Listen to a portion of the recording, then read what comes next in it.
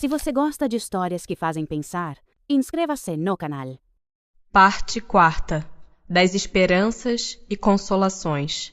Capítulo 1. Das penas e gozos terrestres.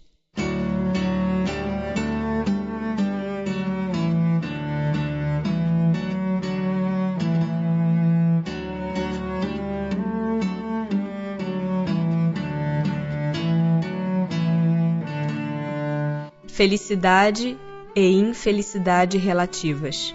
Pode o homem gozar de completa felicidade na terra? Não. Por isso que a vida lhe foi dada como prova ou expiação. Dele, porém, depende a suavização de seus males e o de ser tão feliz quanto possível na terra. Concebe-se que o homem será feliz na terra quando a humanidade estiver transformada. Mas enquanto isso se não verifica, poderá conseguir uma felicidade relativa? O homem é quase sempre o obreiro da sua própria infelicidade. Praticando a lei de Deus, a muitos males se preservará e proporcionará a si mesmo felicidade tão grande quanto o comporte a sua existência grosseira. A felicidade terrestre é relativa à posição de cada um. O que basta para a felicidade de um constitui a desgraça de outro. Haverá, contudo, alguma soma de felicidade comum a todos os homens? Com relação à vida material, é a posse do necessário. Com relação à vida moral, a consciência tranquila e a fé no futuro. O que para um é supérfluo, não representará para outro o necessário e reciprocamente de acordo com as posições respectivas? Sim, conformemente às vossas ideias materiais, aos vossos preconceitos, à vossa ambição e às vossas ridículas extravagâncias, a que o futuro fará justiça. Quando compreenderdes a verdade, não há dúvida de que aquele que tinha 50.000 libras de renda, vendo-se reduzido a só ter 10.000, se considera muito desgraçado por não mais poder fazer a mesma figura, conservar o que chama a sua posição, ter cavalos, lacaios, satisfazer a todas as paixões, e etc. Acredita que lhe falta o necessário, mas francamente, achas que seja digno de lástima quando ao seu lado muitos há, morrendo de fome e frio, sem um abrigo onde repousem a cabeça?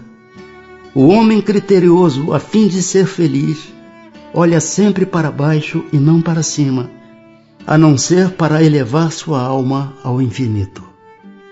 Há males que independem da maneira de proceder do homem e que atingem mesmo os mais justos. Nenhum meio terá ele de os evitar? Deve resignar-se e sofrê-los sem murmurar, se quer progredir. Sempre, porém, lhe é dado buscar consolação na própria consciência, que lhe proporciona a esperança de melhor futuro, se fizer o que é preciso para obtê-lo. Por que favorece Deus com os dons da riqueza a certos homens que não parecem tê-los merecido? Isso significa um favor aos olhos dos que apenas veem o presente. Mas fica sabendo, a riqueza é de ordinário prova mais perigosa do que a miséria. Criando novas necessidades, a civilização não constitui uma fonte de novas aflições? Os males deste mundo estão na razão das necessidades factícias que vós criais. A muitos desenganos se poupa nesta vida aquele que sabe restringir seus desejos e olha sem inveja para o que esteja acima de si. O que menos necessidades tem, esse o mais rico. Invejais os gozos dos que vos parecem os felizes do mundo. Sabeis porventura o que lhes está reservado? Se os seus gozos são todos pessoais, pertencem eles ao número dos egoístas. O reverso então virá. Deveis de preferência lastimá-los. Deus algumas vezes permite que o mal prospere, Mas a sua felicidade não é de causar inveja, porque com lágrimas amargas apagará. Quando um justo é infeliz, isso representa uma prova que lhe será levada em conta se a suportar com coragem. Lembrai-vos destas palavras de Jesus: bem-aventurados os que sofrem, pois que serão consolados. Não há dúvida que à felicidade o supérfluo não é forçosamente indispensável, porém o mesmo não se dá com o necessário. Ora, não será real a infelicidade daqueles a quem falta o necessário? Verdadeiramente infeliz o homem só o é quando sofre da falta do necessário à vida e à saúde do corpo. Todavia pode acontecer que essa privação seja de sua culpa. Então, só tem que se queixar de si mesmo. Se for ocasionada por outrem, a responsabilidade recairá sobre aquele que lhe houver dado causa. Evidentemente, por meio da especialidade das aptidões naturais, Deus indica a nossa vocação neste mundo. Muitos dos nossos males não advirão de não seguirmos essa vocação?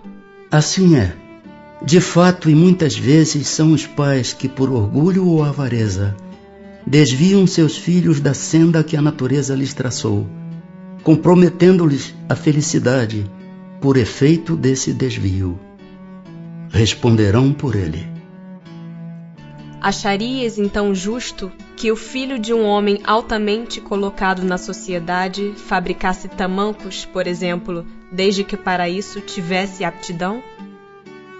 Cumpre não cair no absurdo nem exagerar coisa alguma. A civilização tem suas exigências. Por que haveria de fabricar tamancos o filho de um homem altamente colocado, como dizes, se pode fazer outra coisa? Poderá sempre tornar-se útil na medida de suas faculdades, desde que não as aplique às avessas. Assim, por exemplo, em vez de mau advogado, talvez desse bom mecânico e etc. Pessoas há que, carentes de todos os recursos, embora no seu derredor reine a abundância, só têm diante de si a perspectiva da morte. Que partido devem tomar? Devem deixar-se morrer de fome? Nunca ninguém deve ter a ideia de deixar-se morrer de fome. O homem acharia sempre meio de se alimentar, se o orgulho não se colocasse entre a necessidade e o trabalho. Costuma-se dizer: não há ofício desprezível. O seu estado não é o que desonra o homem. Isso, porém, cada um diz para os outros, e não para si. É evidente que, se não fossem os preconceitos sociais pelos quais se deixa o homem dominar, ele sempre acharia um trabalho qualquer que lhe proporcionasse meio de viver, embora deslocando-se da sua posição. Mas entre os que não têm preconceitos ou os põem de lado, não há pessoas que se veem na impossibilidade de prover as suas necessidades em consequência de moléstias ou outras causas independentes da vontade delas? Numa sociedade organizada segundo a lei do Cristo, ninguém deve morrer de fome. Porque são mais numerosas na sociedade as classes sofredoras do que as felizes. Nenhuma é perfeitamente feliz. E o que julgais ser a felicidade, muitas vezes oculta pungentes aflições. O sofrimento está por toda parte. Entretanto, para responder ao vosso pensamento, direi que as classes a que chamas sofredoras são mais numerosas, por ser a terra lugar de expiação. Quando a houver transformada em morada do bem e de espíritos bons, o homem deixará de ser infeliz, e ela lhe será o paraíso terrestre. Por que no mundo, tão frequentemente, a influência dos maus sobrepuja a dos bons? Por fraqueza destes. Os maus são intrigantes e audaciosos. Os bons são tímidos. Quando estes o quiserem, preponderarão. Assim como quase sempre é o homem o causador de seus sofrimentos materiais, também o será de seus sofrimentos morais? Mais ainda, porque os sofrimentos materiais algumas vezes independem da vontade, mas o orgulho ferido, a ambição frustrada, a ansiedade da avareza, a inveja, o ciúme, todas as paixões, numa palavra, são torturas da alma. A inveja e o ciúme. Felizes os que desconhecem estes dois vermes roedores. Para aquele que a inveja e o ciúme atacam, não há calma nem repouso possíveis. À sua frente, como fantasmas, que lhe não dão tréguas e o perseguem até durante o sono, se levantam os objetos de sua cobiça, do seu ódio, do seu despeito. O invejoso e o ciumento vivem ardendo em contínua febre. Será essa uma situação desejável? E não compreendeis que com as suas paixões o homem cria para si mesmo suplícios voluntários, tornando-se-lhe a terra verdadeiro inferno?